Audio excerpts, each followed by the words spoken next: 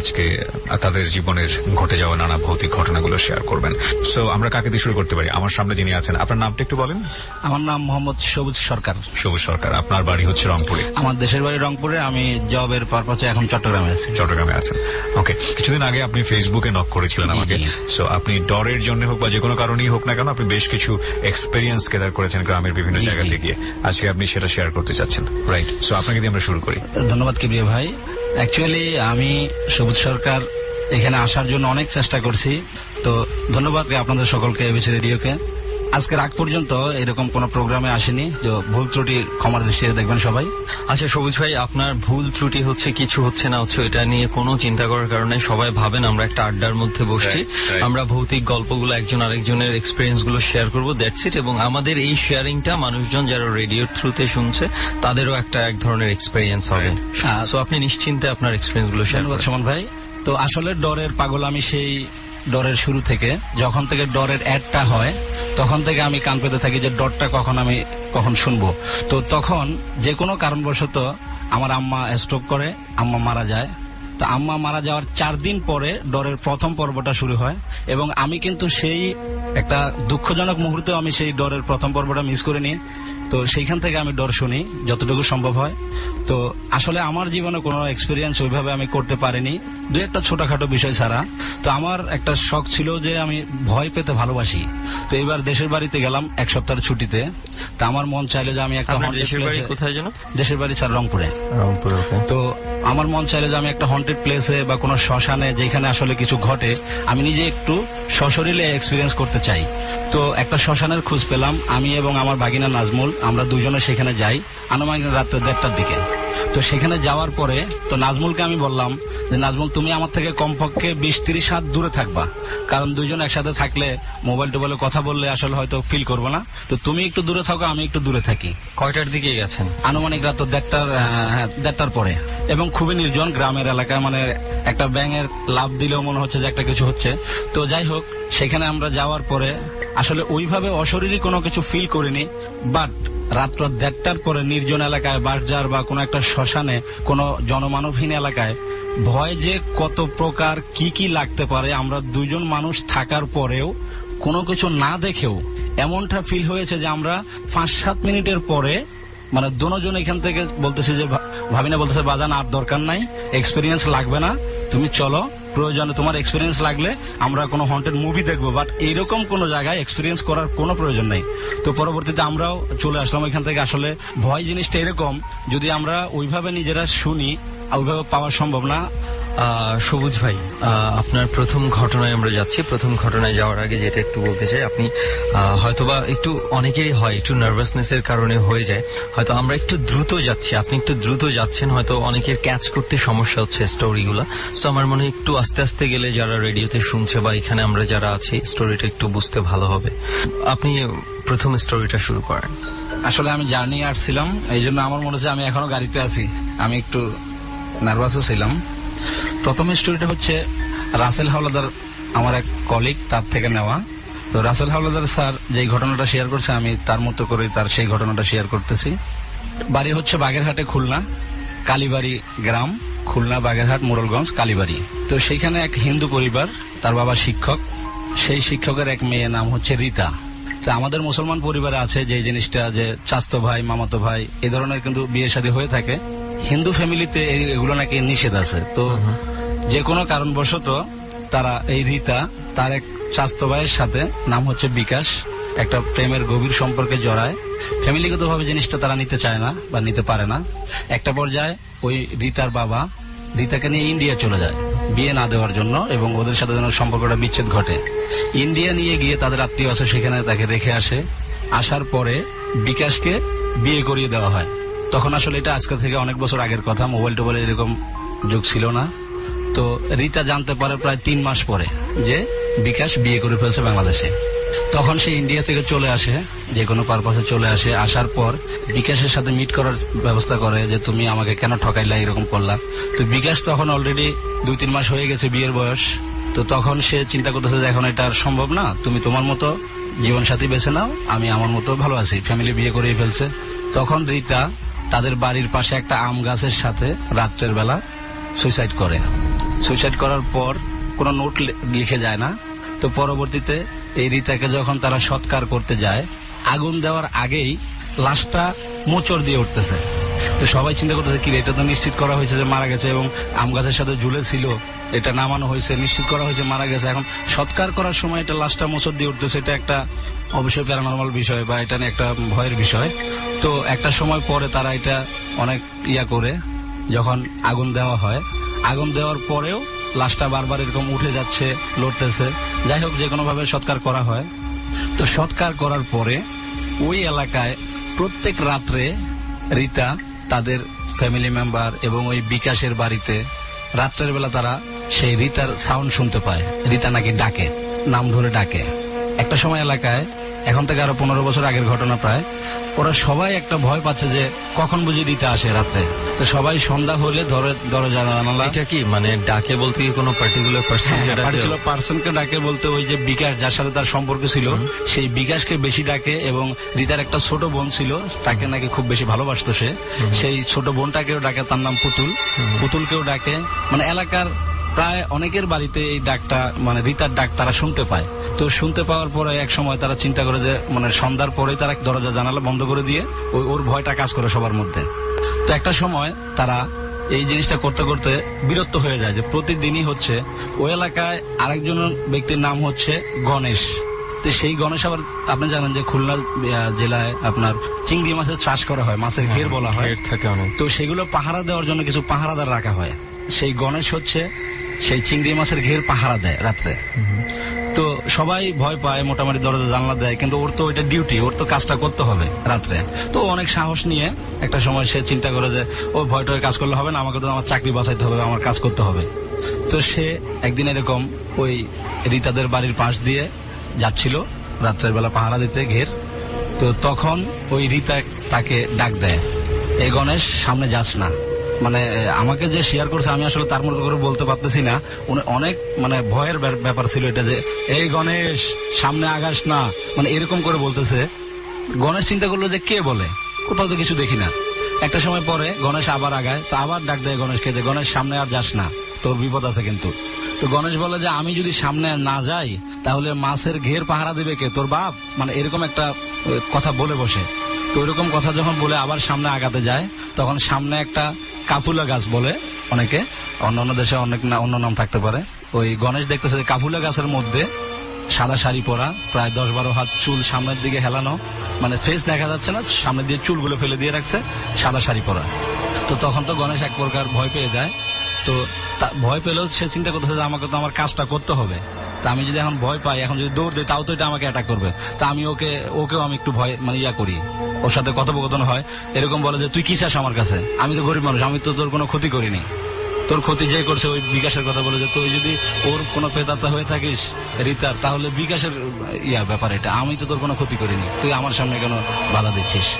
এরকম কথোপকথনের এক পর্যায়ে প্রেতাত্মা বলবো বা যেটাই বলবো, সেই অশরীরটা তাকে এক পর্যায়ে ধরে প্রায় এমন জোরে একটা মানে কি বলবো এটাকে মেলা মারে আর কি, যেটাকে বলা হয় যে ফিক্কা মারে ফেলাই দেয় আর কি।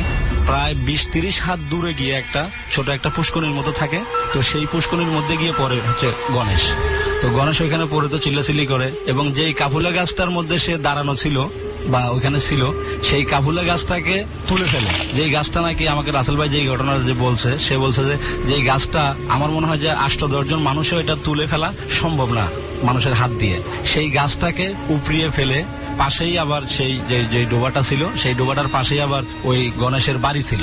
তো সেই গণেশের বাড়ির একটা ঘরের এক কোনায় ওই গাছটা দিয়ে একটা আছাড় মারা হয় বা বাড়ি মারা হয়, ঘরের অর্ধেকটা প্রায় তখন ধসে পড়ে।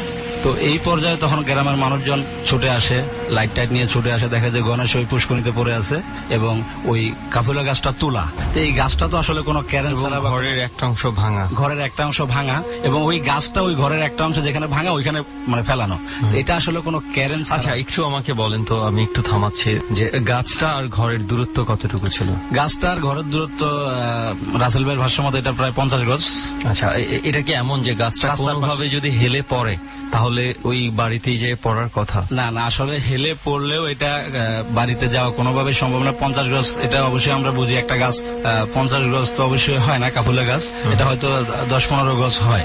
আচ্ছা। তো এবং সব থেকে বড় যে বিষয়টা, গণেশ এখনো বেঁচে আছে এবং সেই গণেশকে যে ফেলে দেওয়া হয়েছে সেই রাস্তা থেকে, সেই কাফুলা গাছ থেকে প্রায় 20-30 ফিট দূরে যে ডোবাটা, সেই ডোবার মধ্যে এটা ওর নিজের মানে সশরীরে এক্সপেরিয়েন্স, যেটা 20-30 ফুট দূরে ডোবার মধ্যে তাকে পাওয়া যায় এবং সেই কাফুলা গাছটা তুলে তার ঘরের একটা কোনারে মারছে যে ওইরকম পাওয়া যায়। তো পরবর্তীতে তারা চিন্তা করে যে হয়তো রিতার যে সৎকারটা ওইটা হয়তো ভালোভাবে হয় নাই বা সুইসাইড ছিল। পরবর্তীতে তাদের যে সব ধর্মগুরু আছে, ধর্মযাজক আছে, তারা মানে তাদের মতামত নিয়ে এটাকে আবার পুনরায় ভালোভাবে এটাকে কি করার সেগুলো করে, তারপরেও কিছু কিছু ঘটনা ঘটছে এবং এখন সেটা তো ঘটতেছে না।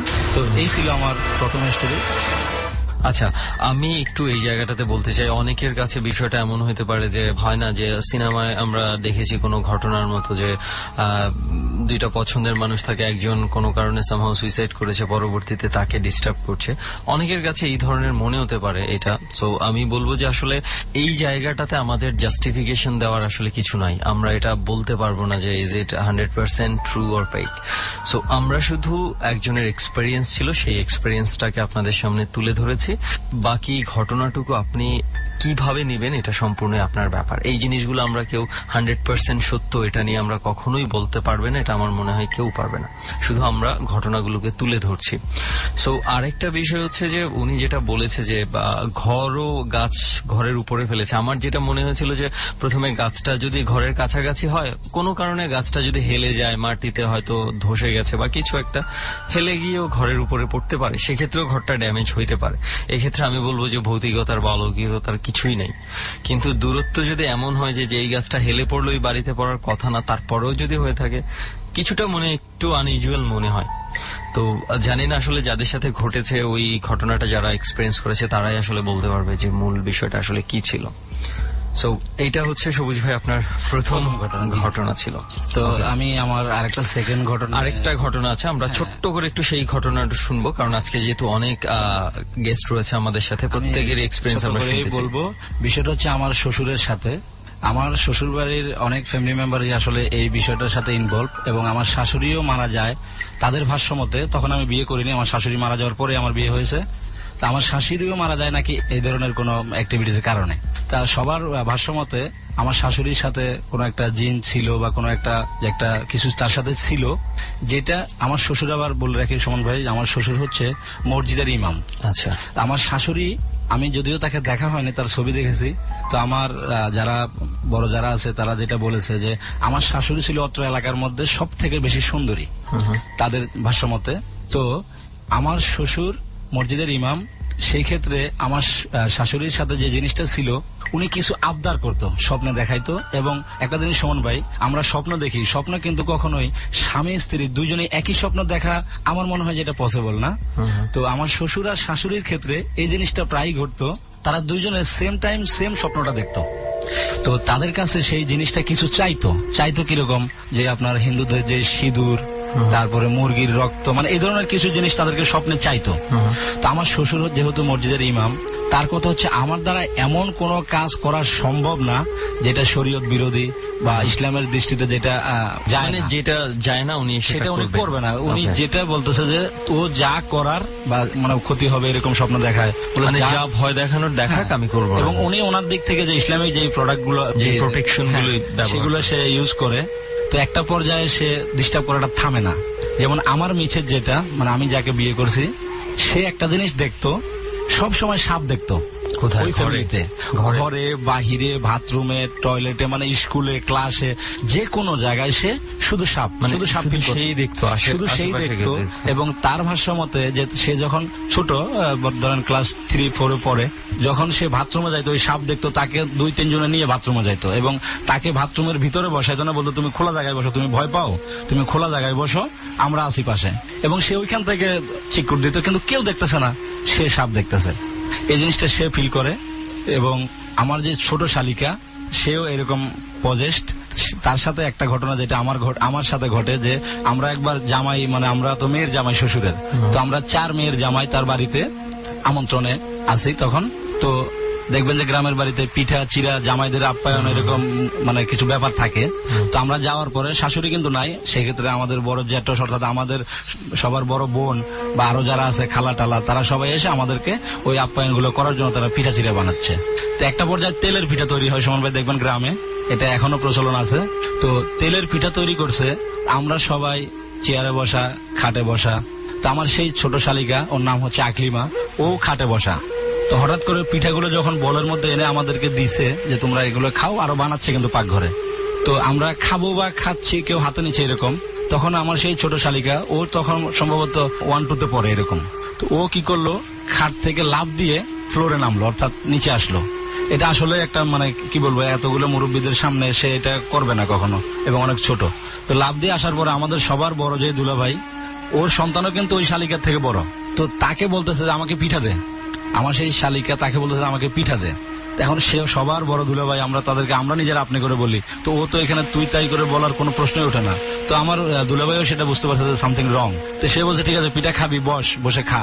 তো তখন সুমন ভাই আমি যেটা দেখলাম যে আমরাও সেখানে বসা, সে ছোট মানুষ, একটা তেলের পিঠা ম্যাক্সিমাম আপনার 150-200 গ্রামের কম না, সে এক একটা পিঠা এক একবারে মুখের ভিতরে ঢুকিয়ে দিচ্ছে এবং কন্টিনিউ একটার পর একটা সে মুখের ভিতরে পিঠা নিচ্ছে। তো আমি চিন্তা করলাম এইভাবে যদি সে পিঠা খেতে থাকে তাহলে সে তো কি মানে এটা একসময় তো গলায় আটকে এটা সে তো একটা দুর্ঘটনা করতে পারে, শারীরিক কোনো ঝামেলা। এবং আমি তাকে কি করলাম যে এইভাবে পিঠা খাচ্ছ কেন, তুমি আস্তে আস্তে খাও, সিরে সিরে খাও, সুন্দর করে খাও। তা আমিও সেটা তখন ওইভাবে নিইনি যেটা কোনো ভয়ের কিছু বা কোনো একটা কিছু আসর করছে এরকম না। তা আমি যখন তাকে সময় একটা হাত ধরছি যে পিঠাটা এইভাবে খাইও না, হাত ধরছি একটা হাত, আরেকটা হাত দিয়ে সে এমন জোরে একটা কি বলবো এটাকে চোপার বলবো না থাপড় বলবো, মানে একটা আঘাত করে আমার পিঠের উপরে।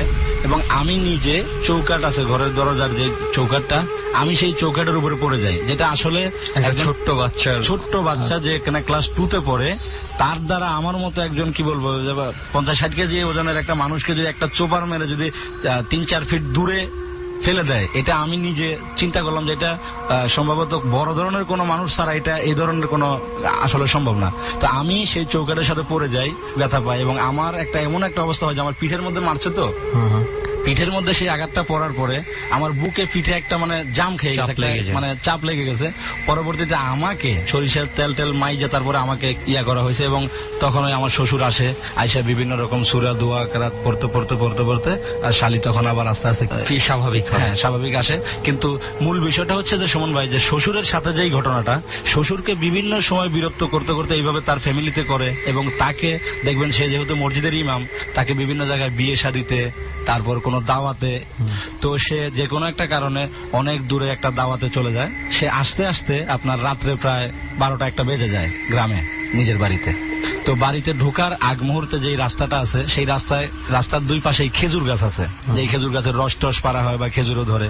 তো সেই খেজুর গাছের মধ্যে আমার শ্বশুর ফিল করতেছে যে রাস্তার দুনো পাশেই খেজুর গাছ, সে ফিল করতেছে যে দুই পাশে 2টা পা, অর্থাৎ দুই পাশে 2টা গাছে 2টা পা দিয়ে রাস্তাটাকে ব্লক করে একটা কি বলবো 20-30 হাত লম্বা একটা কোনো কিছু দাঁড়িয়ে আছে, বিশাল দেহের অধিকারী। আমার শ্বশুর সেটা দেখার পরে সেও দাঁড়িয়ে গেল, দাঁড়িয়ে তার যেই সব, সে যেহেতু মসজিদের ইমাম, সে যে জিনিসগুলো জানে সেগুলো পড়া শুরু করলো।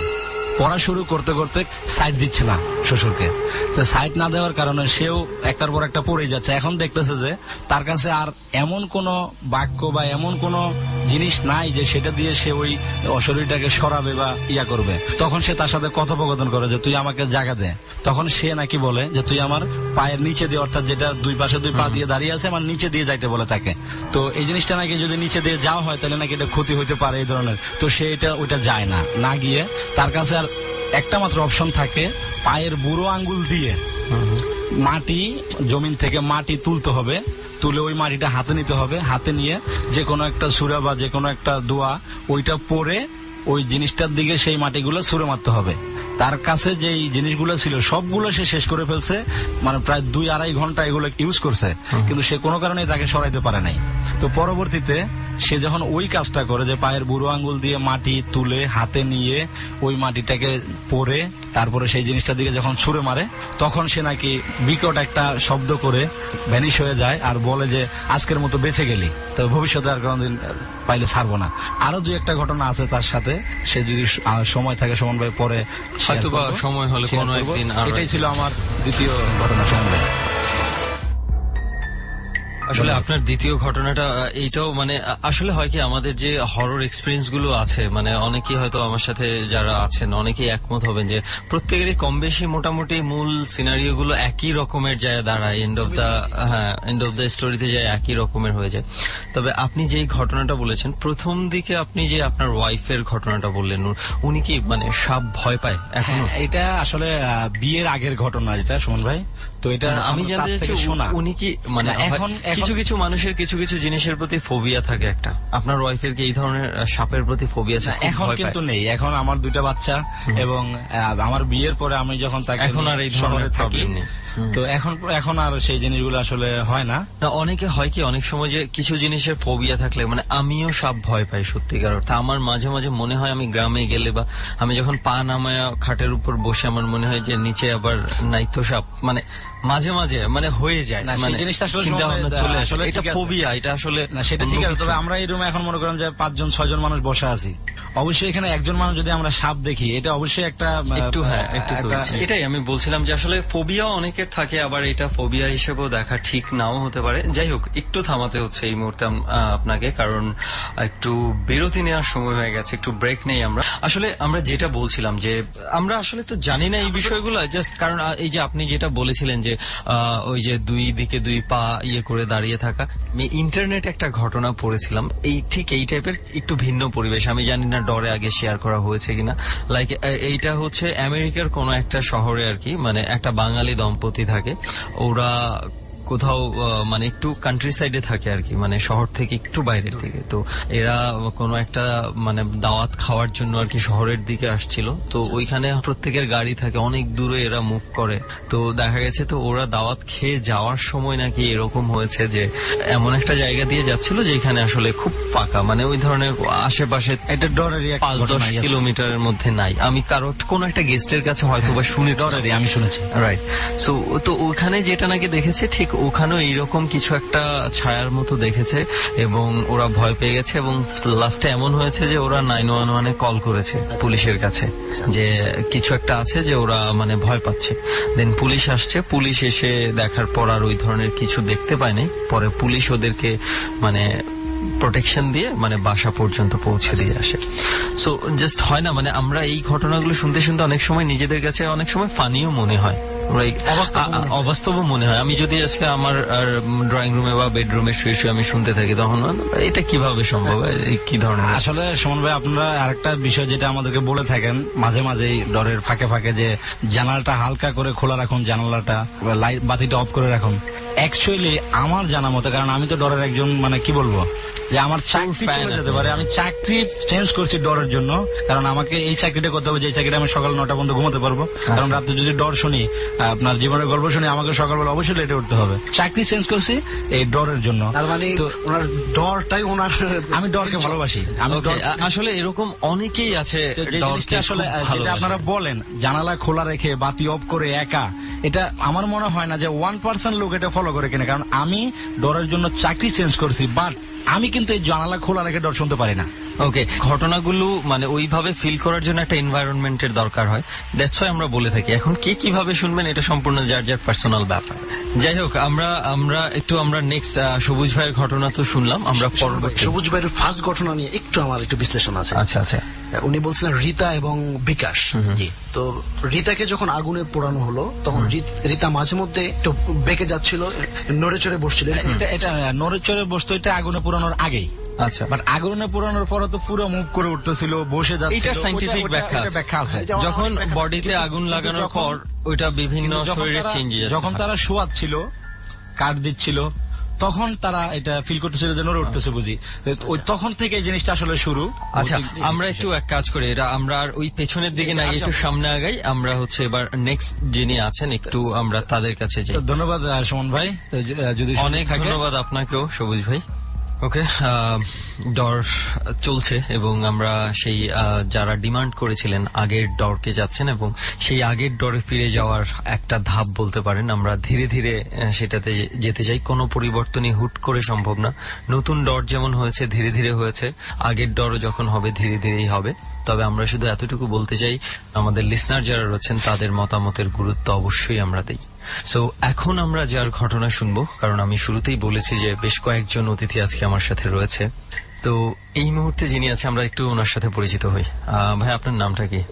আমার নাম কাজী কাউসার সুইট। আমার দেশের বাড়ি মানে যেটা বলে হোম ডিস্ট্রিক্ট আর কি, ফরিদপুর, মধুখালী উপজেলা।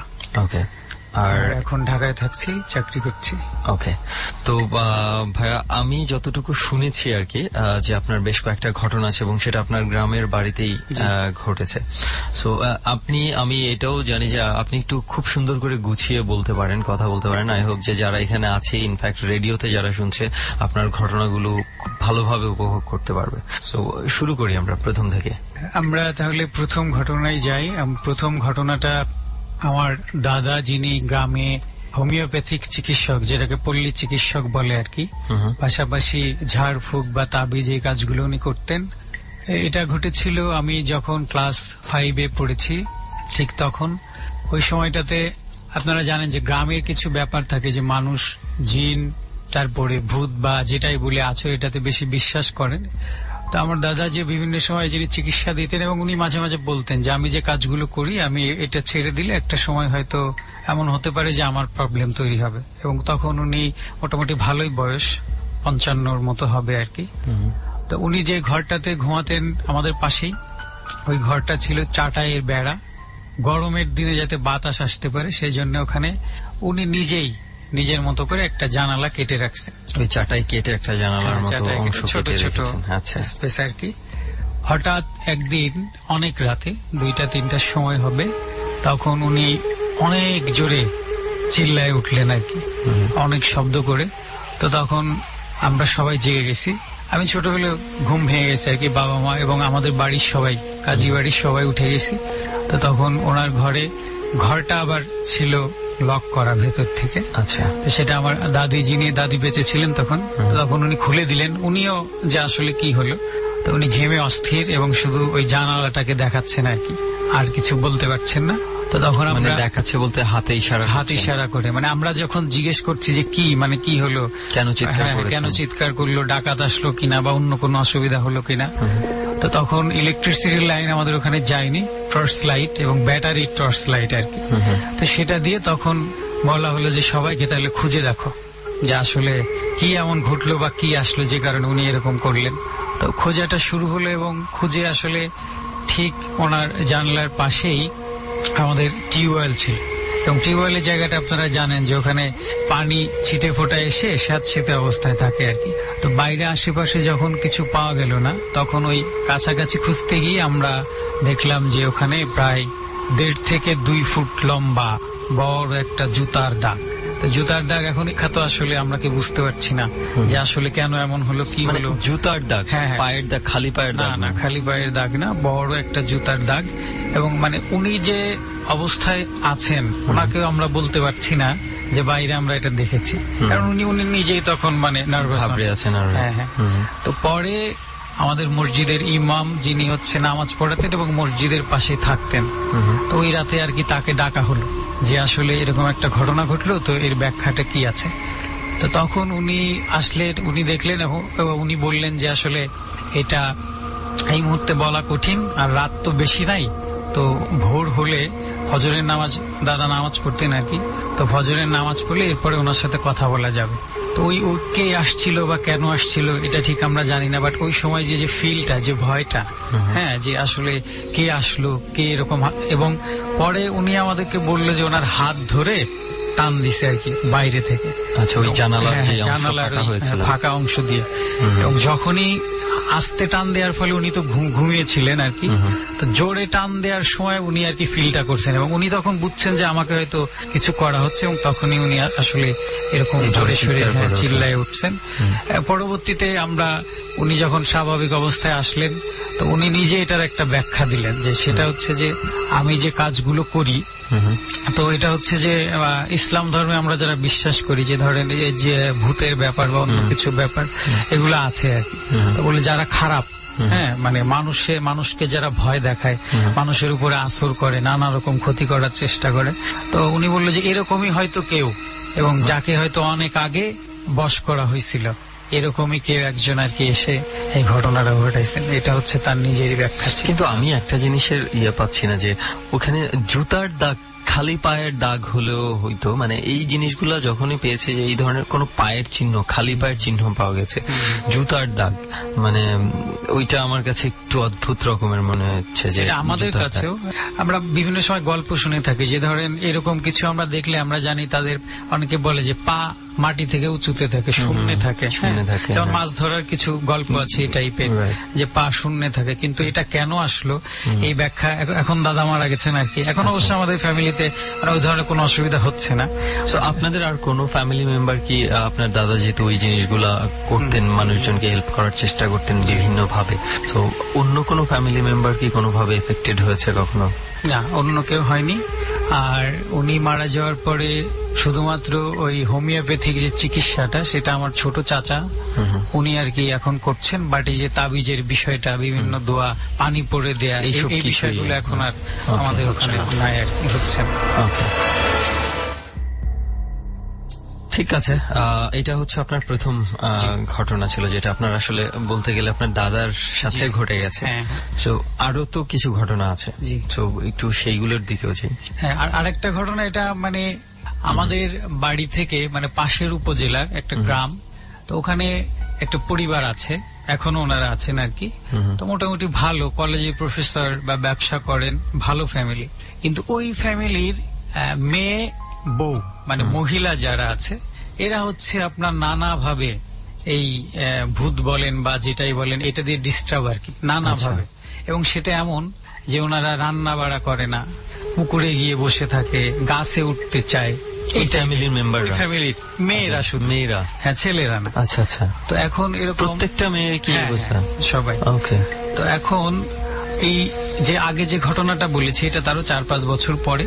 তো একদিন হুট করে আমাদের বাড়িতে 3-4টা মোটর বাইক আসলো, এবং যারা আসলো আমরা তাদেরকে কখনো দেখি নাই, চিনি না। তো পরে ওনারা এসে মানে খুঁজতেছে আমার দাদার নাম বলে, যে ওনার বাড়ি কোনটা। তো যে ওনার বাড়ি এটা এখানে। তো পরে উনি আসলেন, এখন যে মুরব্বী আর কি, মানে মূল গার্ডিয়ান। তো উনি বললো যে, তখন আমার বাবা ছিলেন বাড়িতে সকালবেলা, তো বাবা বললেন যে হ্যাঁ, কোথা থেকে আসছেন আপনারা, বসেন কথা বলি। তো ওনারা বললো যে দেখেন, আমাদের বাড়ি এখানে, আমাদের বাড়িতে এই সমস্যা, কিন্তু আমরা অনেক চেষ্টা করেছি বিভিন্ন ভাবে এটা থেকে রিলিফ কিভাবে নেওয়া যায়, বাট আমরা পারি নাই। কিন্তু গত রাতে একটা ঘটনা ঘটছে যে ওই লোকের যে বড় মেয়ে, ওই বড় মেয়ে মানে ওনাকে বলতেছে যে এরকম একজন লোক আছে, তাকে যদি আনা যায় তাহলে আমরা হয়তো এই বাড়ি থেকে চলে যাব। আচ্ছা। তো পরে বলছে যে সে কে, তখন আমার দাদার নাম বলছে, এবং এটাও বলছে যে ওনাকে আনতে গেলে উনি আসবে না, কারণ ওনার বয়স এখন অনেক বেশি। আচ্ছা। হ্যাঁ, কারণ তখন 60-62 এমন হবে, তখন বাইরে আমরা ওইভাবে যেতে দেই না। তো এখন ওনারা আসছে, এখন ওনারা এসে মানে হাতে পায়ে ধরা বা খুবই রিকোয়েস্ট করছে যে দেখেন, আমাদের তো জীবন মরণ সমস্যা, এখন উনি যদি আমাদের ওখানে একটু যেত বা কি হয়েছে তাহলে, বা যেহেতু ওনার কথাই বলছে, আমরা আর কি শেষ চেষ্টা করতে চাই। ঠিক আছে, করবেন। এখন তাহলে কিভাবে কি যাওয়া যাবে? তো তখন ওনারা আমাদেরকে, আমরা গাড়িতে করে ঠিক হলো যে পরের সপ্তাহে আমরা যাব, এবং ওনাদের কাছ থেকে তখন ডিটেইল ঘটনাটা মানে জানা হলো যে কি কি ঘটছে, কি কি হয়, বা এটার জন্য আসলে উনি কিছু করতে পারবেন কিনা, এগুলা জেনে নিয়ে তখন আমরা মোটামুটি আপনার কিছু জিনিসপত্র কিনতে হয় আর কি, কবিরাজি বা মানে আপনার দাদা যেটা বলেছে, আচ্ছা, ওগুলো কিনে। তো এখন আমি হচ্ছে আমার দাদার খুব ক্লোজ ছিলাম, তো আমার বাবা বললো তুমি সাথে যাও, তাকে একা তো কোনোভাবে ছাড়া যাবে না। তো আমি সাথে গেলাম, এবং আমি গিয়ে দেখলাম যে ওই বাড়িতে আমরা যখনই গেলাম, মানে গিয়ে শুধুমাত্র নামলাম, হ্যাঁ, ওই একজন মহিলা এসে পা জড়ায় ধরলো আমার দাদা, আমার আপনার, মানে এমন ভাবে পা জড়ায় ধরলো যে আমি ছুটতেও পারছি না, মানে আমি পড়ে যাচ্ছি, এই টাইপের অদ্ভুত ভাবে আর কি, মানে একজন পাগল যেভাবে হঠাৎ করে ধরতে পারে, অদ্ভুত ভাবে একেবারে 2 পা একসাথে। তা আমি মুভ করতে পারছি না, পরে ওনারা একজন এসে ধরলে এবং ওনাকে ছড়ায় নিয়ে গেল। তো পরে ওনারা আবার কান্নাকাটি করতেছে, যে কারণ ওনারা এগুলা দেখে দেখে অভ্যস্ত। তো পরে ওনারা বলতেছে দেখেন, এটা তো 5-6 বছর ধরে এমন চলছে আর কি। এরকম করে ঠিক আছে, অসুবিধা নেই, আমাদের এখন বাড়িটা ঘুরে দেখা হলো যে কোথায় কোথায় কি আছে। তো যে পা জড়ায় ধরছে উনি নাকি দেখে যে আপনার পুকুর পাড়ে একটা তেঁতুল গাছ আছে। তো উনি যখন পানি আনতে যায় পুকুর ঘাটে, তখন ওই তেঁতুল গাছে কে একজন পা ঝুলিয়ে বসে থাকে আচ্ছা, এবং তার সাথে গল্প করে, হ্যাঁ এখানে যাবা না, পানি নিতে আসছো কেন, এই টাইপের। এরপরে হচ্ছে আর ওই মহিলা কান্না করে, মানে চুপচাপ থাকে। এই যে কারো পা জড়ায় ধরে, শুধু আমারই না, আমারই প্রথম না, অনেকেরই এমন ধরে। আবার একা একাই কান্নাকাটি করে, কিন্তু কাউকে কিছু বলে না। মানে খুব অদ্ভুত একটা ব্যাপার।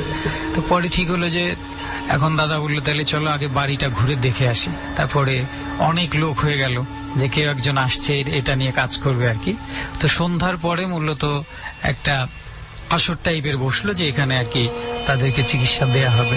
তো মোটামুটি ভাবে আপনার বাড়ি বন্ধ দেয়া তো আমরা বুঝি, গ্রামে একটা প্রচলিত শব্দ আছে, কবিরাজরা যেগুলি করে আর কি। বাড়ি বন্ধ দেয়া। হ্যাঁ, এটা কেন দিতে হবে যে এই বাড়িতে যে প্রবলেমটা তৈরি হচ্ছে এরা যাতে এই বাড়িতে না ঢুকতে পারে।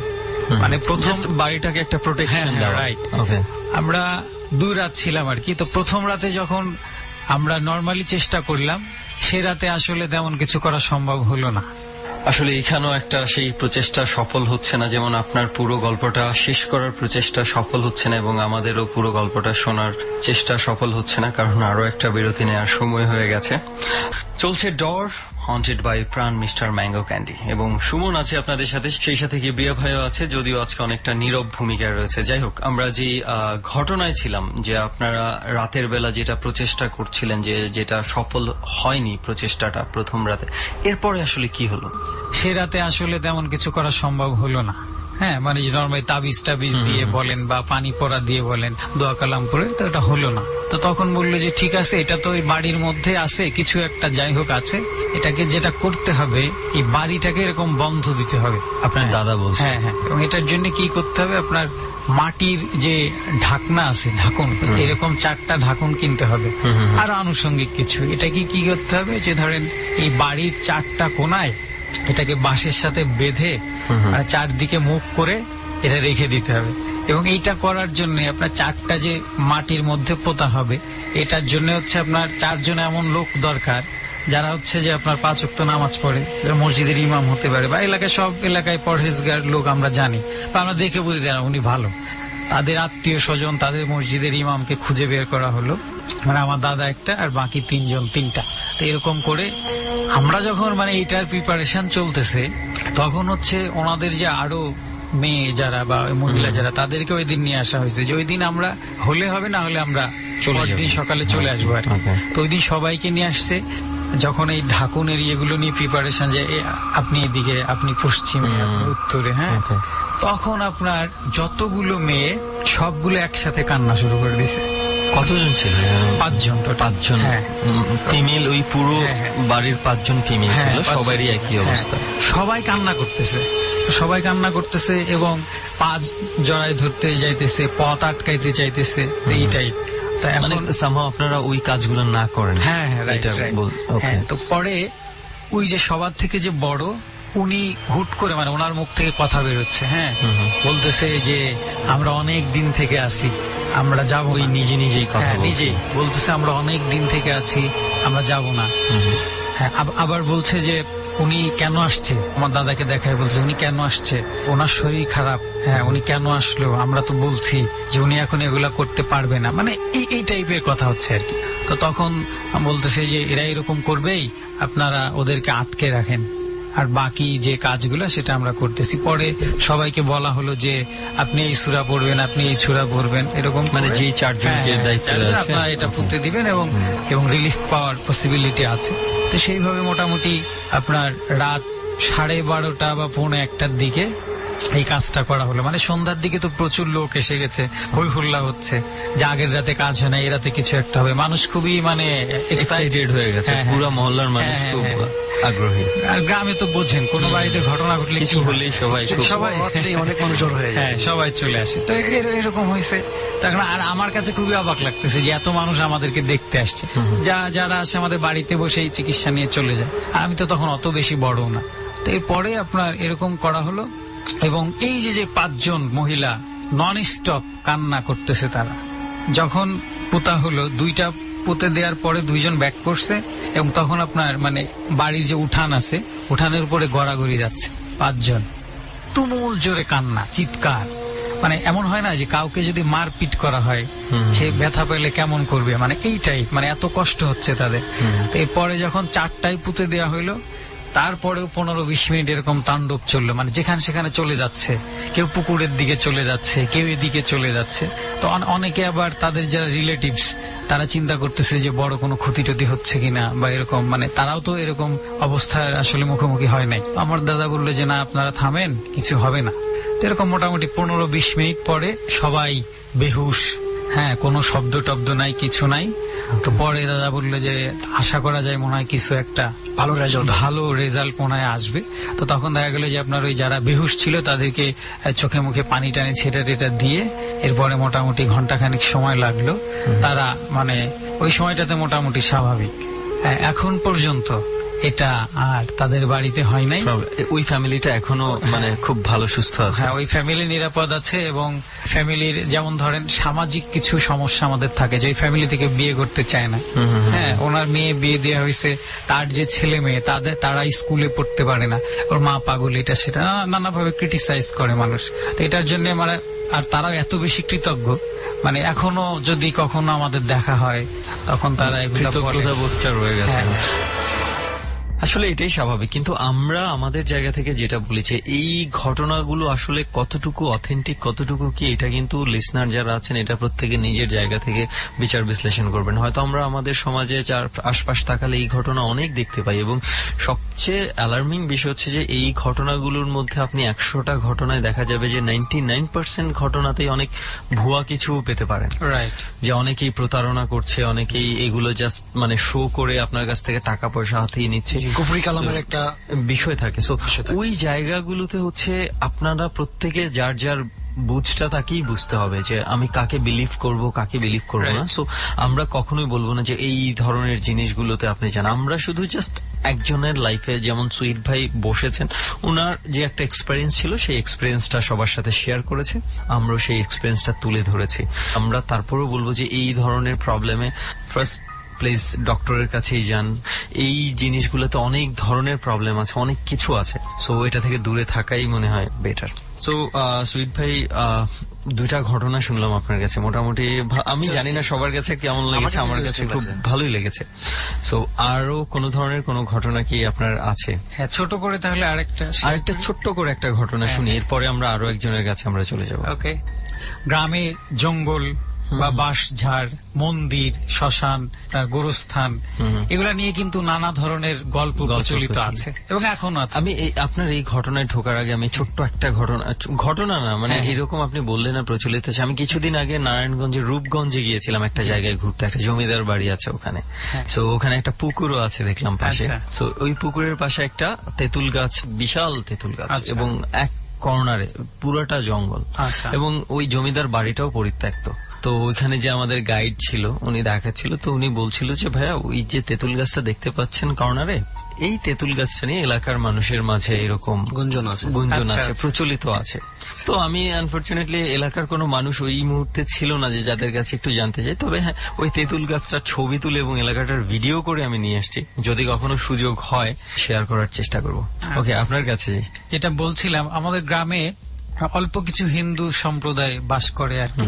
তারা বড় সড়ো, যেমন হিন্দুদের সব থেকে বড় পূজা হচ্ছে দুর্গা পূজা, সেটা ওখানে হয় না। কালী পূজা নামে একটা পূজা হয়, সেটা তাদের মানে সেটা হচ্ছে কালী পূজা, খুব ভালো।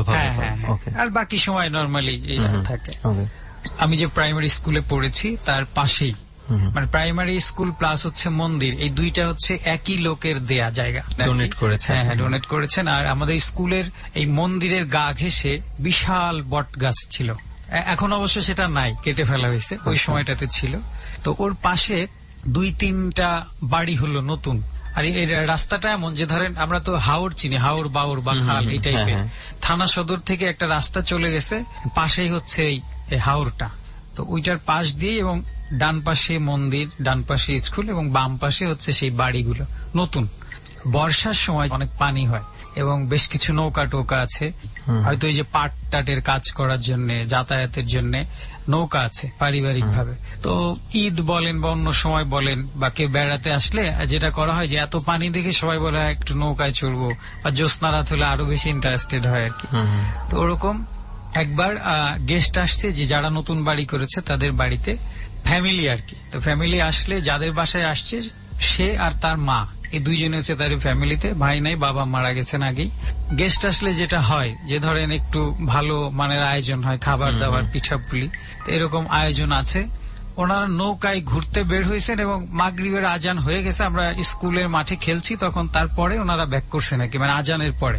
এখন ব্যাক করলেই ওই বাড়িতে আপনার চিল্লাচিল্লি শুরু হয়ে গেছে। ওই যে মেয়েটা ছিল, মানে যাদের বাসায় গেস্ট আসছে, হোস্ট আর কি, যে ওই মেয়েটা অস্বাভাবিক আচরণ শুরু করছে। হ্যাঁ, মানে সে কিন্তু বিকালেও ভালো ছিল, যখন ঘুরতে যায় অস্বাভাবিক আচরণ, এখানে থেকে ঘুরে এসে হ্যাঁ এখানে যাচ্ছে, একে মারতে চাচ্ছে, হ্যাঁ, তারপরে সিনিয়র লোকদের তুই তুকারি করছে, মানে পুরাটাই অস্বাভাবিক। কি হলো, তো পরে বলছে ঠিক আছে আমাদের বাড়িতে তাকে নিয়ে আসবে আর কি, যে ওখানে নিয়ে চলো তাহলে দেখা যাক। আমার দাদা যেটা করতো, কালি তো আমরা চিনি, গ্রামে মাটির চুলায় রান্না করলে কালি পড়ে, কালি পড়ে যায়। তো উনি এই যে আমাদের নখ যেটা বৃদ্ধাঙ্গুলি, এই দুইটার উপরে কালি পড়ে এই বৃদ্ধাঙ্গুলিতে লাগাই দিতেন, এবং লাগাই দিলে মানে যে ভিকটিম উনি দেখতে পারতেন যে আসলে তার ঘটনাটা কেমনে ঘটছে। আচ্ছা, হ্যাঁ, এটা অনেকে বিশ্বাস হতেও পারে, এটা অনেকে আরেকটা যে প্রচলিত, হ্যাঁ আমরা ওইগুলাতে যাচ্ছি না কিছু। তো এরকম, তো আনার পরে ওরকম আচরণ করছে, বলছে ওকে বসাও আমি দেখছি। তো কালি পড়ে দেওয়া হলো। এখন ও নিজে নিজে তখন বলা শুরু করছে আর কি, মানে ওকে তো অলরেডি কবজা করে ফেলা হয়েছে আর কি। ও বলা শুরু করছে যে আমি তো একাই ছিলাম, এই ভর সন্ধ্যার সময় কেন তোরা ওখানে গেলি? তারপর ভাজা পিঠা, গ্রামে তেলের পিঠা যেটা বানায়, এটা খাইলি তোরা, এর চুল খোলা রেখে তোরা এরকম একটা জায়গায় সন্ধ্যার পরে ঘোরাঘুরি করছিস, আমার ভাল লাগছে এই জন্য আমি চলে আসছি, আমি যাব না। তো পরে আমার দাদা তো তখন বুঝে গেছে যে আসলে কেসটা কি। ওরকম এটা গ্রামে যারা থাকে এখনো বলতে পারবে যে, হয় অনেক সময় মুরব্বীরা বলে যে সন্ধ্যার সময় ওই জায়গাগুলোতে ওগুলো অ্যাভয়েড করো। ওকে, তো পরে যে আসছে আর কি, যে তাকে ডিস্টার্বটা করছে, তার অনেক বয়স, মানে সে বলছে যে আমার অনেক বয়স, আমি সহজে এগুলা করতে চাই না। তারা যে চিল্লাচিল্লি ঘোরাঘুরি করছে, এটা বলতেছে আমার এগুলো ভালো লাগে নাই, আমি এগুলা করতে চাই না, কারো কাছে যেতে চাই না, কিন্তু তোরা অনেক অত্যাচার করছিস, তো আমার আরো মেয়ে আছে 2-3টা, ওরা কিন্তু এসব করে না, হ্যাঁ ওরা ভালো, তোদের এখানে আছে, এইভাবে কথা বলছে সে। তো তখন দাদা বললে যে ঠিক আছে, এটা একটু কষ্ট হবে, একটা কাজ করতে হবে, সেটা হচ্ছে কুলা তো চিনি আমরা, কুলা চাল টাল ঝাড়ু দেয়, ওই কুলা বললো যে এরকম একটা নতুন, একদম নতুন, এটা কালেক্ট করতে হবে। এখন আরো কিছু জিনিসপত্র বললো যে এগুলা নিয়ে আসো, তাহলে হয়তো এটাকে রিমুভ করা যাবে। যারা এই কাজগুলো করে, কোলা ডালা এগুলা তৈরি করে, এদেরকে ঋষি বলে আর কি। তো ঋষি বাড়িতে একজনকে ইমার্জেন্সি পাঠানো হলো, সে নিয়ে আসলো, আর ততক্ষণে সে কিন্তু নানা রকম কথা বলে যাচ্ছে তার মতো করে। তো পরে বললো যে ঠিক আছে তুই চলে যা, মানে দাদা বলতেছে তুই চলে যা, হ্যাঁ তোকে নিয়ে কিছু করতে চাই না, তুই চলে যা। বলতেছে না আমি কেন যাব, আমি তো যাওয়ার জন্য আসি নাই। এরকম করতেছে। এরপরে দোয়া কালাম পরে আপনার যে কুলাটা, এই কুলাটা হচ্ছে একটা টুলের উপরে রাখা হলো, পরে তাকে দোয়া কালাম পরে ছুরা টুরা পরে ফুটো দেওয়া হলো। এক পর্যায়ে সে কি করলো, আপনার কুলাটার যে পেছনের দিকে বড় যে দিকটা, হ্যাঁ এটা কামড়ে ধরে হাঁটা শুরু করলো।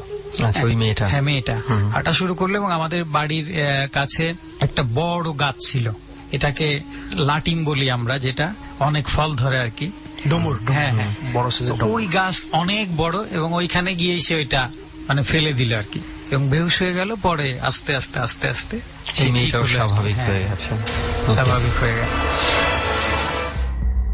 অনেক ধন্যবাদ আপনাকে, যে আপনার 3টা ঘটনাই আমাদের কাছে মোটামুটি, আমার কাছে ভালো লেগেছে।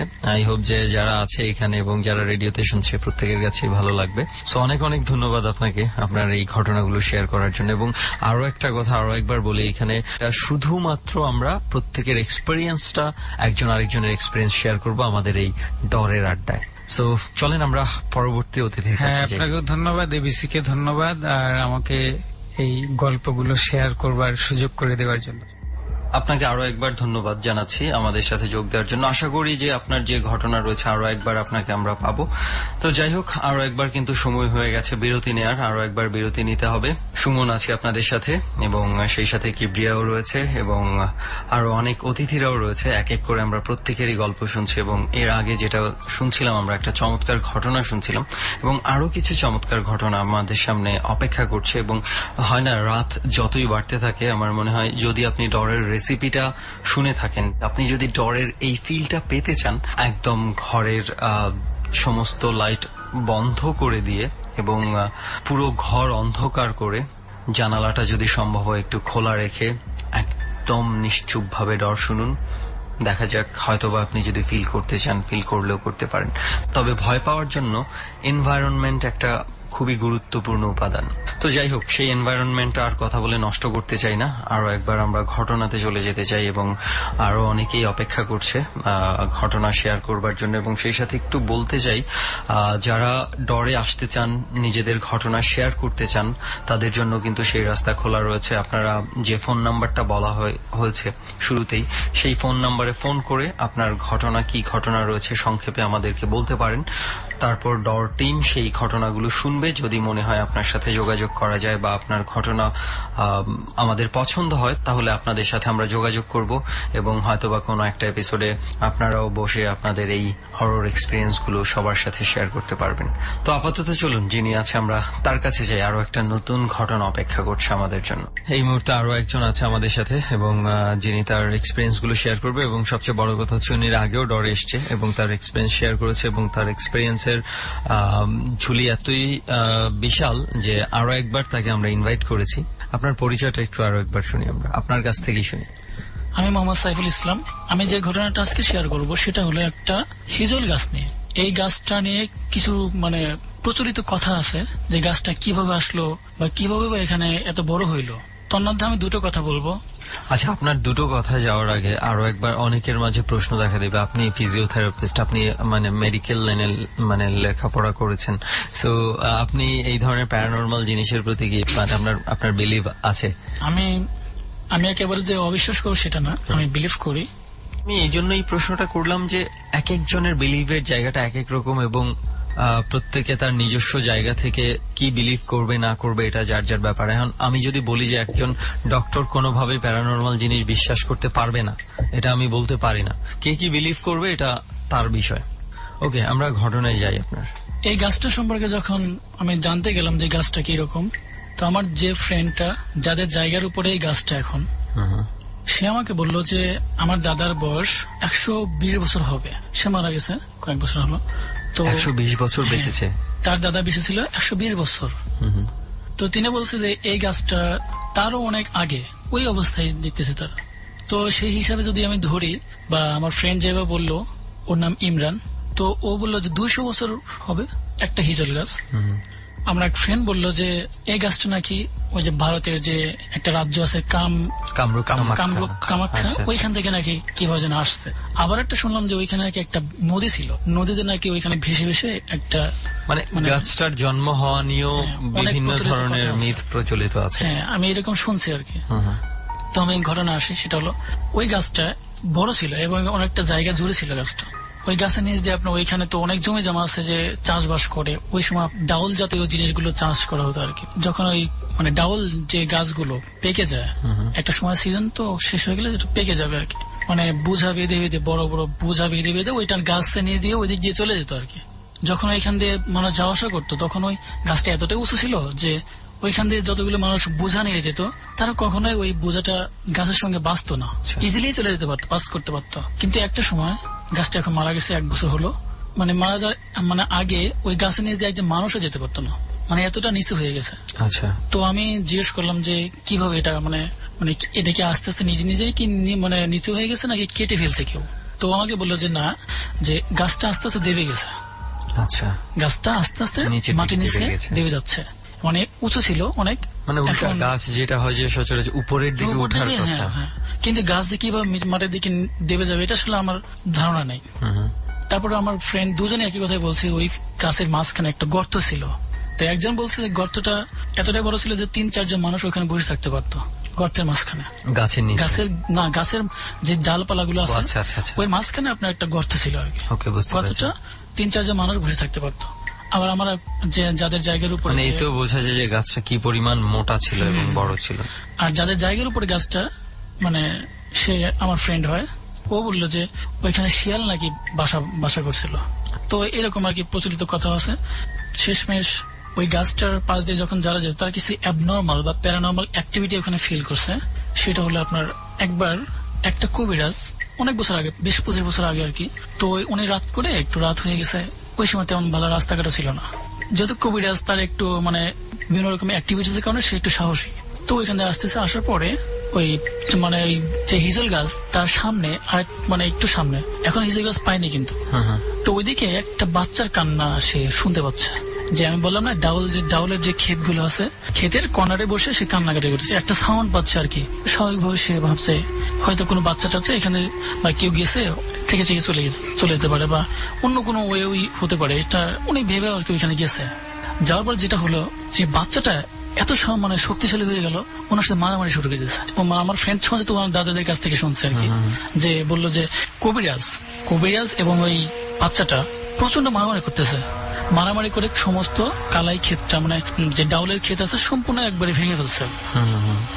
তো এক পর্যায়ে যখন আজান পড়ে যায় তখন ওইটা ছেড়ে দেয়।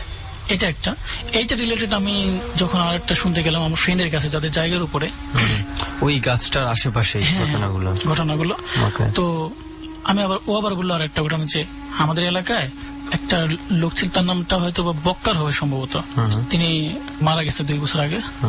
যাত্রাপালা আর কি অভিনয় করতো, রাজার পাঠ ছিল। আর যারা রাজার পাঠ করে তারা একটু সাহসী বা হ্যান্ডসাম, স্বাস্থ্যবান হয়। তো উনি একদিন মানে পালা শেষ করে তো ওই রাস্তা দিয়ে শর্টকাটে আসার জন্য দ্রুত, যে ওই এলাকায় ঢুকবে, তার বাড়িতে যাবে, তো উনি দ্রুত চলে আসতেছে ওই মাঠের মধ্যে দিয়ে, ওই গাছটা ক্রস করে যেতে হবে।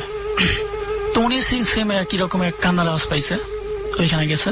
উনি দেখে যে একটা বাচ্চা থেকে 2টা 3টা 4টা 5টা বাচ্চা হয়ে যাচ্ছে অটোমেটিক্যালি, তাৎক্ষণিকভাবে এরকম বাচ্চা হয়ে যাচ্ছে, ছোট ছোট বাচ্চা হয়ে যাচ্ছে। তো উনি একটু সাহসী ছিল, সামনে যাওয়ার পরে ওরা মানে বাচ্চাগুলো ওরা অ্যাটাক করছে সরাসরি একবারে।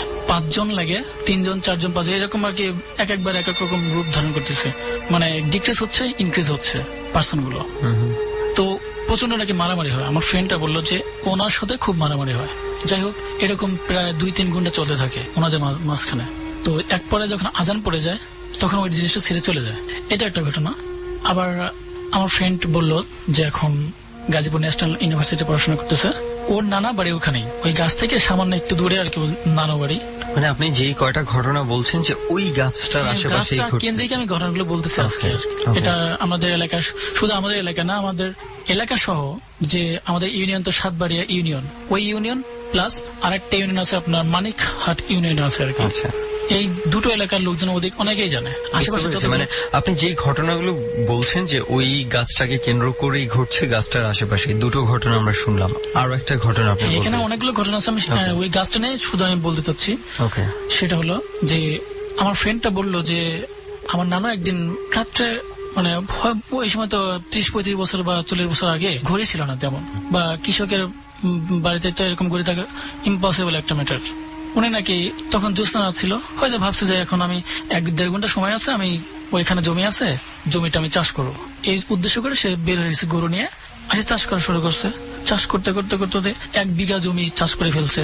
সূর্য মানে আজান পড়তেছে না, তো 1 বিঘা জমি চাষ করতে অন্তত গরু দিয়ে বুঝতে পারছেন কত সময় লাগে, অনেক সময় লাগার। একটা পর্যায়ে আপনার উনি দেখতে পায় যে মানে ওই হিজল গাছের উপরে একটা জিনিসের একটা অবয়ব আর কি, যে হিজল গাছের উপরে একটা পা দিছে, আর একটা পাশের গ্রাম নামটা হলো যে ওটা হলো গাব গাছে বলে আর কি। তো ওই গাব গাছে এরিয়ার মধ্যে একটা নাকি বট গাছ ছিল বড়, ওই বট গাছে একটা পা আর আপনার হিজল গাছে একটা পা দিয়ে একটা লোক দাঁড়িয়ে আছে, বিশাল একটা অবয়ব নিয়ে। যেটা আমি একটু আগে একটা ভাই বলে গেছে যে একটা মানে মাঝখান দিয়ে যেতে বলছে, একটা 2 গাছে 2 পাশে, যেটা আমরা অনেক ঘটনায় পাই এরকম। একটা পর্যায়ে উনি নাকি মানে আমার ফ্রেন্ডের নানাকে মানে একটু ভয় দেখানোর চেষ্টা করতেছে, কিন্তু পারতেছে না, গরুর কারণে কি পারতেছে না সম্ভবত। ও বললো যে গরু এখানে ছিল, অনেক সময় তো গরু বা এই জাতীয় জিনিস কিন্তু টের পায় ওরা অনেক কিছু। অনেক পশু পাখি আছে হ্যাঁ, যেটা ওরা কিন্তু টের ধরতে পায় পারে, যে জিনিসগুলো সাধারণ মানুষ আমরা ধরতে পারি না। পশু পাখি আন্দাজ করতে পারে। হ্যাঁ, তখন চলে যাবে, যে ভাবছে যে কি ব্যাপার রাত হচ্ছে না, তাহলে সম্ভবত আমি অনেক আগে চলে আসছি। ওইখান থেকে সে চলে আসতে যায়। তারপরে ওই অবয়বটা বলতেছে তোর গায়ে জোর ছিল, তুই বেঁচে গেলি। তারপরে আপনি ওইখানে অনেকেই দেখছে যে আগুনের কুণ্ডলী, যেটা নিয়ে আমরা অনেকেই অনেক কথা বলে গেছে। আগুনের কুণ্ডলী কিন্তু আপনারা দেখা যায় অনেক ক্ষেত্রে, আমি নিজে অনেকেই দেখেছে বলেছে। আমি বলছি এর আগে এপিসোডে, দাদুরা ছিল, ওরা বলতেছে ওনাদের মুখ থেকে শোনা যে ওইখানে আগুনের কুণ্ডলী দেখা যায়, ওই হিজল গাছটার আশেপাশেই ওইখানে লাফালাফি করতেছে। একটা আগুনের গোলা থেকে 3টা 4টা 5টা 6টা এরকম হয়ে ভ্যানিশ হয়ে যাচ্ছে, আবার একটা হয়ে যাচ্ছে। আপনি যে তেঁতুল গাছের কথা বললেন, আমার ফ্রেন্ড বললো যে ওর নাম আশিক, তো ও আমাকে বললো যে বন্ধু, যে আমাদের যে গাছ ছিল একটা তেঁতুল গাছ, ওইটা আমাদের এলাকার সবচেয়ে বড় তেঁতুল গাছ ছিল, অনেক বড়, অনেক মোটা এবং অনেক বড় ছিল। ওই গাছটা অনেক কাহিনী আছে, তার মধ্যে একটা আমি বলি, সেটা হলো যে ওই হিজল গাছ থেকে একটা আগুনে নাকি কুণ্ডলী সরাসরি ওদের তেঁতুল গাছে আসতো। আচ্ছা, আসলে এই দুই গাছ নিয়ে কিছু কিছু গাছ আছে যেগুলো নিয়ে অনেকের মাঝে আমাদের ভয় প্রচলিত আছে, যেমন হিজল গাছ, তেঁতুল গাছ, গাব গাছ, বট গাছ। এগুলো আসলে এই গাছগুলাকে আমরা কোনোভাবে মানে এই হরর ঘটনার ব্র্যান্ড অ্যাম্বাসেডর বানাই দিছি, মানে বট গাছগুলাকে। তো আমি আপনাকে বলি, সেটা হলো ওই গাছটা আপনার, আমি শুনছিলাম আমার এক চাচার কাছ থেকে, সম্ভবত অনেকদিন আগে শুনছিলাম আমি। তো ঘটনাটা ঠিক এরকম যে আপনার ওই সময় তো রাস্তাঘাট খুব খারাপ ছিল, 30-35 বছর আগে যে রাস্তায় যাওয়া আসা করতো মানুষ, এই রাস্তাটা হরর ছিল, মানে শর্টকাটে যাওয়ার জন্য ওই রাস্তাটাকে বেছে নেওয়া হতো। বুঝতে পেরেছি। মানে মাঠের মাঝখান দিয়ে আমাদের গ্রাম, মানে ঘাটের যে ওইখানে ওই রাস্তা দিয়ে আপনার একটা কবরস্থান আছে, ঘর পাশ দিয়ে চলে আসতে সরাসরি শুনছি আমি আর কি যেরকম। তো এরকম নাকি একবার এক ব্যক্তি এরকম আসতেছে, কিন্তু রাস্তাটা আপনার দিকটা চেঞ্জ করে নিয়ে সেই হিজল গাছে নিয়ে আসতেছে, অনেক দূর ঘুরে ঘুরে হিজল গাছ নিয়ে আসতেছে, ওইখানে দিকটা চেঞ্জ করে দিচ্ছে বারে বারে। এরকম 3-4 বার হয়ে যায়, আবার যায়, আবার সেম জায়গায় চলে আসে, পরে আস্তে আস্তে সে যাই হোক ওইখানে চলে আসে। এরকম ঘটনা ঘটছে, অনেক ঘটনা আছে। যেহেতু গাছ নিয়ে আমি আর বেশি আর বাড়াবো না, গাছটার শেষ পর্যন্ত দিকে যাচ্ছি। যেহেতু গাছটার বয়স অনেক, সেদিক থেকে বিবেচনা করলে গাছটা স্বাভাবিকভাবে মারা গেছে, যেহেতু বয়স হয়েছিল অনেক, মারা যেতেই পারে। কিন্তু এখানে ঘটনা হচ্ছে আপনার যে গাছটা মারা গেলে ওই গাছের পাতা বা যে ডালপালাগুলো থাকে, হ্যাঁ মরা ডালপালা বা পাতাগুলো থাকে, এগুলো কিন্তু কেউ নিত না, এগুলো নিতে পারতো না, ভয় কিউরিওসিটি কাজ করতো ওই গাছ নিয়ে। এবং কেন কাজ করতো আমি সেটা বলবো। অনেকদিন আগে আপনার ওই গাছ কিছু ডাল ওইখানে পড়েছিল, তো এক ব্যক্তি নাকি ওই এলাকার একটা ব্যক্তি, যে গাছটা আমি যখন বললাম ওই গাছটা মরে গেছে না, কেটে ফেলছে, তখন এই ঘটনা আমাকে বলছে। যে ও বললো যে আমি শুনছি মরা ডালগুলো যখন ওইখান থেকে কেউ নিয়ে গেছে, নিয়ে যাওয়ার পরে যখন লাকড়ি হিসেবে ইউজ করছে, জ্বালানি হিসেবে, তখন নাকি ওই ফ্যামিলিটার বাড়িটাই পুড়ে যায় সমস্ত একটা ঘটনা। এখন জানেন আমি কেন, মানে অন্য কোনো ওয়ে হতে পারে পুড়ে যাওয়ার বাড়ি পুরো, কিন্তু সবাই ওইটার সাথে এটা থাকে, এটা হয়। মানে আমি ডরে আগেও অনেক আগে শেয়ার করেছিলাম, আমার বাসায় একটা কাজের জন্য কিছু মিস্ত্রি কাজ করতো, বাড়ি ছিল যেই গ্রামে, ওই গ্রামটার নাম ছিল খুব সম্ভবত কাশীপুর বা কিছু। তো ওনাদের যেটা হয়েছে যে ওনাদের এলাকায় এরকম একটা গাছ ছিল, কিছু থাকে না যাদের কাছ থেকে বিভিন্ন জায়গা থেকে গাছ কেটে কাঠ বানিয়ে বিক্রি করে, প্রফেশন থাকে, ওনাদের এখানে একটা এরকম গাছ ছিল। তো ওই লোকটা নাকি ওই গ্রামের যারা মালিক ছিল ওই গাছটা, এটা খুব সম্ভবত গাব গাছ বা কিছু একটা গাছ ছিল, তো ওরা বিক্রি করতে চেয়েছে, কিন্তু মানে যারাই কিনে ওটা কাজ করতে আসছে, কাটতে আসছে, তাদেরই ঝামেলা হচ্ছে, অনেকে অসুস্থ হয়ে গেছে, 1-2 জন নাকি মারাও গেছে, মানে ওনার কাছ থেকে আমি যেটা শুনেছিলাম। তো পরে এটা আর কেউ কেনে না ভয়ে, এক পর্যায়ে যে মালিক সে আর বিক্রিও করতে যাচ্ছে না, যেহেতু এরকম হচ্ছে। তো অনেক বছর পরে গাছটা হয়েছে কি, মানে ঝড় টর এসে পড়ে গেছে, এইভাবেই পড়ে, মানে আস্তে আস্তে পড়ে গেলে কি হবে, মরে যাবে গাছটা, তো এইভাবে মরে টরে গেছে। এর পরেও কেউ ওই গাছ থেকে কেউ একটা ডালাও সংগ্রহ করে নেই, ভয় কাজ করে। এই হচ্ছে আর কি বিষয়, যে আসলে আসে, মানে গাছ নিয়ে অনেকের মাঝে এই ধরনের ভীতি আছে। গ্রামে গেলে আশেপাশে যারা আছে, শহরের মানুষ জানি না এটা হয়তো বা বিশ্বাস করতে যাবে না, কিন্তু গ্রামে যারা আছে আমি শিওর, মানে ম্যাক্সিমাম মানুষ বিশ্বাস করবে, প্রত্যেকের আশেপাশে গ্রামে এরকম কিছুটা খুঁজে হ্যাঁ, পাওয়া অবশ্যই যায়। আছে এগুলো। আসলে এরকম ঘটনা যে আপনার আছে, বা তাল গাছ নিয়েও কিন্তু অনেক ঘটনা অনেক আছে। ঘটনা আছে। শিওর। সেটা আপনার বলবো। হিজল গাছটা নিয়ে তো আর হিজল গাছে যখন আপনার এইরকম ওনার বাড়ি পুড়ে যায়, হুম। তো সেখান থেকে একটা কিউরিয়াসিটি মানুষের মধ্যে কাজ করে যে আমি যদি এই গাছের ডালপালা এবার নিয়ে যাই তাহলে আমারও হয়তো বা কোনো একটা বিপদ হতে পারে। তো আমরা এই যে ফ্রেন্ডরা যাদের বাসা মানে যাদের জায়গার উপরে গাছটা, ও বললো যে ওইখানে এমন একটা জিনিস হয়ে গেছে, প্রচলিত হয়ে গেছে যে ওইখানে আপনার মানে মানুষজন, আমরা ছিন্নে বলি আর কি ওইরকম, যে কেউ পায়ে সোনা করে এখানে দিয়ে যাচ্ছে, কেউ ছাগল, কেউ মুরগি, এরকম বিভিন্ন রকম জিনিস দেওয়া মানে শুরু করে একটা পর্যায়ে। ওকে, বুঝতে পারছি। মানে তখন তাদের একটা মানে তাদের মধ্যে একটা চলে আসছে, Belief চলে আসছে যে এখানে দিলে হয়তো বা ভালো হবে। তো আমার এক ফ্রেন্ড বললো যে গাজীপুরে পড়াশোনা করে, ও বললো যে আমি নিজেও একটা ছাগল এরকম পাইছিলাম ওইখান থেকে, ছাগল দান করে গেছে, ওই ছাগলটা আমি ধরে নিয়ে আসছিলাম আর কি। যাই হোক, এখন ওই গাছটা মারা গেছে 2 বছর হলো, 1-2 বছর হলো। ওটা কি মানে এখনো পড়ে আছে ওভাবেই নাকি এটা সরিয়ে হ্যাঁ, আমি ফেলা এটা হচ্ছে? বলবো, সেটা হলো ওই গাছটা আমাদের এলাকায় একটা কবিরাজ আছে, সে জানাশোনা ছিল, যার কারণে সে এটা ইউজ করতে পারছে, যেভাবে নিয়ে গেছে। এটা আমি আরো শিওর হবো, আমি নেক্সট ডে যদি আমি গ্রামে যখন যাব তখন আমি আরো শিওর হয়ে আসবো, তখন আমি বলবো যে এটাকে মানে প্রমাণটা আমি বলে দিব। তো এটা ছিল আমার ঘটনা। আরেকটা বলে রাখি, সেখানে হলো আপনার ওইটার পাশে কিন্তু একটা মানে পারিবারিক কবরস্থান আছে। আচ্ছা, ওই হিজল হ্যাঁ, গাছটার হিজল পাশে। গাছের পাশে একটা পারিবারিক কিন্তু কবরস্থান আছে। Okay. তো এখানে আসলে এরকম প্যারানর্মাল যেসব ঘটনাগুলি ঘটে, আরো অনেক মানে আছে। সব মিলে আসলে আমি আপনার এই ঘটনা থেকে যেটা বুঝতে পারছি যে ওই গাছটা নিয়ে আপনার আশেপাশের যত এলাকা আছে সব মানুষের মাঝে একটা ভীতি ছিল, ভীতি ছিল, এবং হ্যাঁ। অনেক মানুষ অনেক ধরনের বাজে এক্সপিরিয়েন্স হয়েছে এই গাছটা থেকে। এবং ওই গাছটা মানে মরে যাওয়ার পরেও যেহেতু কেউ ধরে নাই, কি পরিমাণ ভয় ছিল এটা এখান থেকেই বোঝা যাচ্ছে যে কি পরিমাণ ভয় ছিল। তো যাই হোক, এই হিজল গাছের ঘটনাটা ছিল। ঘটনা মানে আমি জানি আপনার কাছে আরো অনেক ঘটনা আছে, যেহেতু সময় বলেও একটা বিষয় আছে, হয়তো কোনো একটা এপিসোডে আরো একবার আপনাকে আমরা আমন্ত্রণ জানাবো। সো দেখা যাক, যদি আরো আপনি বলেছেন যে আপনি আরো কিছু এভিডেন্স জোগাড় করার চেষ্টা করছেন অন্যান্য ঘটনাগুলো, যদি সেগুলো হয়ে যায় কোনো একটা এপিসোডে হয়তো আরো একবার পাবো আপনাকে। অনেক ধন্যবাদ আপনাকে যে আমাদেরকে সময় দেওয়ার জন্য এবং আপনার এক্সপিরিয়েন্স শেয়ার করার জন্য। হ্যাঁ, সুমন ভাই, আপনাকে অনেক ধন্যবাদ যে আমাকে সুযোগ করে দেওয়ার জন্য এবিসি রেডিও 89.2 FM এ, এবং কিবরিয়া ভাইকে আমার অন্তঃস্থল থেকে রেসপেক্ট জানাচ্ছি। ওকে, আমরাও আপনাকে অনেক অনেক ধন্যবাদ জানাচ্ছি। যাই হোক, এই ঘটনা চলতে চলতে আরো একবার ব্রেক নেওয়ার সময় হয়ে গেছে, আরো একবার ব্রেকে যাচ্ছি আমরা। আশা করি সাথেই থাকবেন। শুনছেন এবিসি রেডিও FM 89.2। সুমন আছি, সেই সাথে রয়েছে আরজে কিবরিয়া।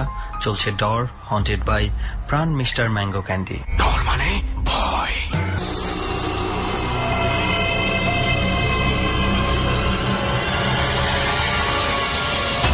ডর মানে ভয়। হন্টেড বাই প্রাণ মিস্টার ম্যাঙ্গো ক্যান্ডি। আরো একবার সবাইকে স্বাগত জানাচ্ছি এবিসি রেডিও FM 89.2 তে। চলছে ডর হন্টেড বাই প্রাণ মিস্টার ম্যাঙ্গো ক্যান্ডি। সুমন আছে আপনাদের সাথে, সেই সাথে রয়েছে আরজে কিবরিয়া, এবং যে অতিথিরা এতক্ষণ ছিল প্রত্যেকের ঘটনাই শোনা হয়ে গেছে, এবং আমরা কিন্তু এই ঘটনা শুনতে শুনতে অনেকটা শেষ পর্যায়ে চলে এসেছি। তবে হাতে আরো কিছুটা সময় রয়েছে। এই ফাঁকে আমরা আরো একটা ঘটনা, হক ভাইকে এতক্ষণ চুপ করে থাকতে, মানে আমরা দেখেছি, আপনারা শুনেছেন, চুপ করে থাকতে তো আর শোনা যায় না, চুপ করেই ছিল। হক ভাই এতক্ষণ শুনেছে ঘটনা। তো হক ভাইয়েরও একটা ঘটনা আছে, হক ভাই আমাদের সাথে শেয়ার করবে, এবং আমরা মোটামুটি শেষ দিকে চলে এসেছি ঘটনা শুনতে শুনতে, এবং হক ভাইয়ের এই এক্সপিরিয়েন্সটা দিয়েই আজকের ডটটা র্যাপ আপ করবো আজকের মতো। সো হক ভাই, শেষ দিকে তো চলেই আসছি, এতক্ষণ তো আপনি মনোযোগ দিয়ে শুনেছেন, এবার শোনান আপনি। আপনার একটা এক্সপিরিয়েন্স আছে, আপনি বলছিলেন আমার সাথে। সো এই ঘটনাটা একটু শুনি আমরা। ধন্যবাদ সুমন ভাই। আমি তখন মেট্রিকের স্টুডেন্ট, ফুফুর বাড়ি যশোর চুয়াডাঙ্গাতে। আচ্ছা, আমি যখন ক্লাস 4 পড়তাম, আমার বাবা আমাকে নিয়ে আমার ফুফুর বাড়িতে নিয়ে গেছিলেন, যে তুমি তো তোমার ফুফুর বাড়িতে কখনোই যাও নাই, আসো তোমার ফুফুর বাড়িটা একটু চিনাই দিই। তো আমার ফুফুরা স্বাধীনতার পর, যুদ্ধের পরে তারা ওখানে চলে গেছেন। তো আমি আমার বাবার সাথে আমার ফুফুর বাড়িতে বেড়াতে গেলাম। যেভাবে গেছি ওইভাবেই আমার ডায়েরিতে নোট রাখছি, ঠিকানা, কিভাবে যেতে হবে পরবর্তীতে, বাসাটা চিনে আসছি। আমি যখন মেট্রিকে পড়ি, মেট্রিক পড়া অবস্থায় কিছু ভ্যাকেশন পেলাম কয়েকদিনের জন্য, ওই সুযোগটা কাজে লাগানোর চেষ্টা করলাম যে এবার আমি একা একাই আমার ফুফুর বাড়িতে বেড়াতে যাব। ক্লাস 4 প্রথম যাওয়া এবং মেট্রিক হচ্ছে আমার দ্বিতীয়। এবং ক্লাস 4-এ আপনি লিখে রেখেছেন কিভাবে যেতে হবে। হ্যাঁ হ্যাঁ। তো ওই ভ্যাকেশনে আমি রওনা দিলাম আমার ওই ঠিকানা অনুযায়ী। এখান থেকে ট্রান্সপোর্টে রওনা দিলাম এবং আরিচা ব্রিজ আরিচা ফেরিঘাট পার হয়ে ওই পারে আবার ইগল ট্রান্সপোর্ট আছে, ওটা দিয়ে আমি চুয়াডাঙ্গায় গেলাম। তো যেতে যেতে সন্ধ্যার কাছাকাছি ওই জায়গাতে আমার 6 বছর আগে যাওয়া আর 6 বছর পরে যাওয়া তো অবশ্যই ডিফারেন্স। রাস্তাঘাট উন্নতি হয়েছে এবং আরো নানান রকম পরিবেশ চেঞ্জ হয়ে গেছে। তো আমি ওই এলাকার ওই রিক্সাতে আমি চুয়াডাঙ্গা ওই গ্রামের ভিতরে রওনা দিলাম। যেতে যেতে একটা বাজারের ওখানে রিক্সা থামিয়ে দিল, পরে বললো যে বাবা তুমি কোথায় যাবা। গ্রামের নাম বললাম, আমি এখন বলছি না। তো ওই গ্রামের রাস্তাটা উনি বলে দিলেন, এখান থেকে তো আর রিক্সা যাবে না, তোমার হেঁটে যেতে হবে। তখন সন্ধ্যা হয়ে গেছে। তখন আমার সাহস নিয়ে আমি একাই রওনা দিলাম যে না, একাই যাব, সমস্যা নেই, যেহেতু আমি গ্রাম চিনি আর সমস্যা হবে না। তো হাঁটতেছি সন্ধ্যার পর, গ্রাম এলাকা তো চুয়াডাঙ্গাতে অনেক সুপারি গাছটাই বেশি ওদিকে আমি যতটুকু দেখলাম। সন্ধ্যার পরে একদম বিদঘুটে অন্ধকার, গরুর গাড়ি কিছু কিছু যায় এবং মহিষের গাড়ি কিছু কিছু মাটির রাস্তা দিয়ে যাচ্ছে দেখতেছিলাম। তো আমি ওই রাস্তা ধরে একটু ডানে মোড় নিলাম। তখনটাই আমার মনে হয় ভুল হয়েছিল, আমি ফিল করি যে ওইটাই আমার ভুল ছিল।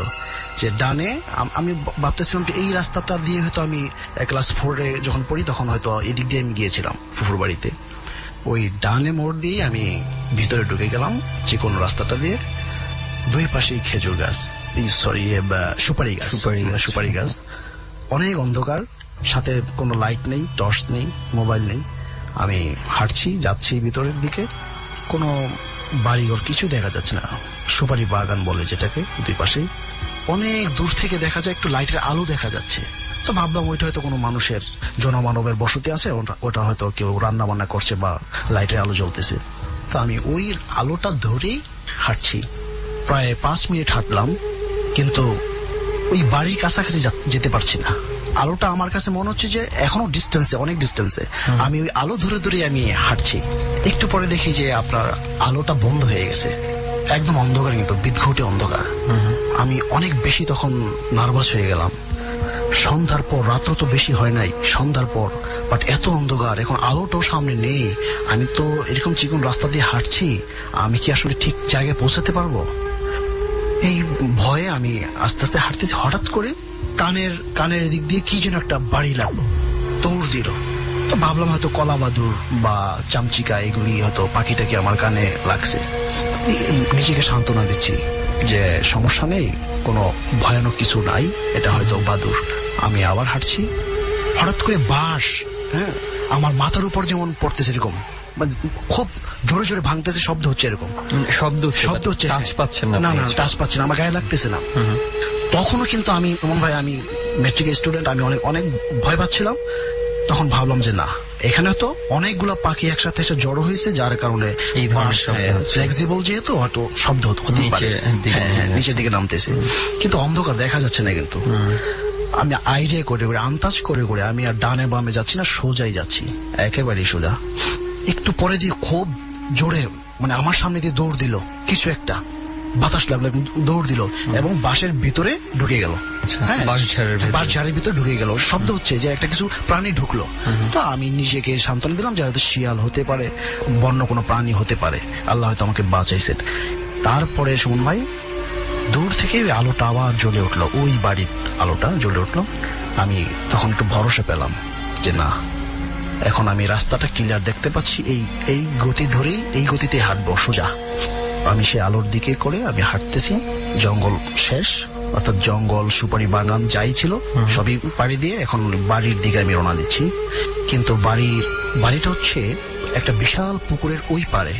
পুকুরটা চতুর্দিকেই নারিকেল গাছ, বিভিন্ন গাছপালায় ভরা। বাড়িটা পুকুরের ওই পারে এবং রাস্তার পরেই ওই পুকুর, অর্থাৎ পুকুরে যাওয়ার এই ছোট রাস্তাটা ছিল। এখন আমি পুকুর পাড়ি দিয়ে আমি ওই বাড়ির দিকে কিভাবে যাবো? রাস্তা আমি হারিয়ে ফেলছি, বলা চলে আমি হারিয়ে ফেলছি রাস্তাটা। আমার সাহস হচ্ছে না, কিভাবে আমি আমার ফুফুর বাড়ি খুঁজে বের করবো, এই জায়গাটা থেকে আমি কিভাবে পরিত্রাণ পাবো।